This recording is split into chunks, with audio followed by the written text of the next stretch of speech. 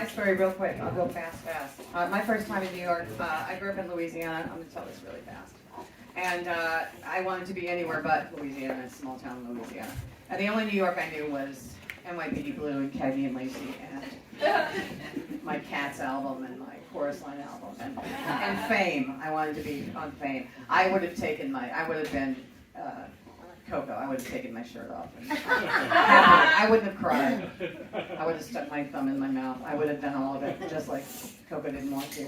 But anyway, so my mom was like, when I was like, I don't know, 21, right? Which is 13 in New York years. 21, my mom was like, let's go to New York. So, so we got our Photos New York travel book to pick out a hotel, because there's no internet, so you can't just find a hotel. And then we went to the Milford Plaza on 8th Avenue. You got it. Right? And we had our outfits. My shoes matched all of my outfits.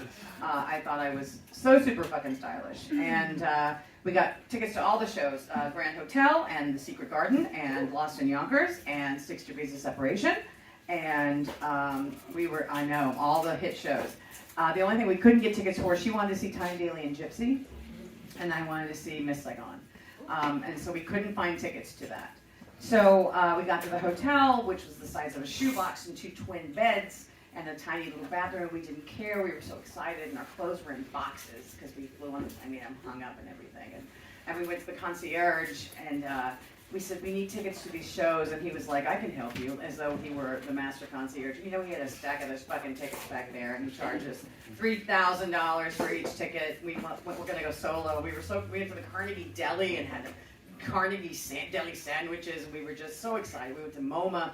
It was so awesome. We only rode in cabs because Mom was afraid of the subway, and I was terrified because I thought they drove so fast. But I thought everything was amazing, and it was amazing. It was New York, and I wanted to live here forever, which I now do. But I would wait backstage for everyone. I would wait backstage. I remember I was smoking after The Secret Garden, and Mandy Patinkin came out, and he signed my playbill, and I was smoking. And I think about that now, and I'm horrified. Because it was Mandy Patinkin, and it was the day of the Tonys, and I was smoking, and I thought, I'm fucking up Mandy Patinkin's voice forever. And I remember my mother was so much my mother, because when we went to see The Secret Garden, Robert Westerberg sings this line in The Secret Garden, and he says, those eyes that love my brother, never me. And my mom goes, uh-huh.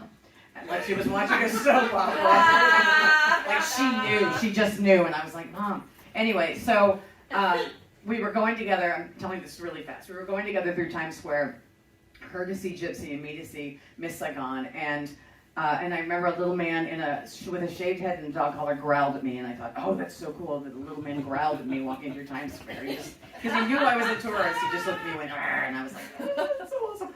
So, and I still smoked at that time. And so I was, we were walking really quick, and I was like, okay, I'm going to see my show, and she's going to see it. And she's like, be careful, don't talk to anyone, don't do anything. And so right as soon as we split off, I'm smoking a cigarette, and this guy goes, can I have a light? And I'm like, sure. So we go into a doorway, and I give him a light, and he goes off, and I take another step, and someone grabs me by the arm, and I'm like, fuck. And I turn around, it's my mother. And she goes, I told you not to talk to anyone. And I'm like, God damn it, Mom. And we get into this big argument, and she goes off, and I go off, and I went to see Miss Saigon, and a helicopter lands on the stage, and I'm like, oh my God, this is the most amazing thing ever. And of course, now I'd be like, why can't they just do real theater, like for real people? Why do they have to spend so much money on fucking helicopters? But then I was like, oh, yeah, it's a helicopter on stage. Because now I'm a real person in New York. Anyway, so that was my first trip to New York. Now my mother has dementia and doesn't really know who I am at all. And I think every time I see her, every time I put my hand on hers, I think of her grabbing me and grabbing my arm and trying to protect me. And I think about how I try to protect her now. And I think from what, from everything is what I'm trying to protect her from. And then she was just trying to protect me. And I think my first time in New York, I got to see shows and I got to do everything. But I did get assaulted, and that was by my mother. So anyway, moving on.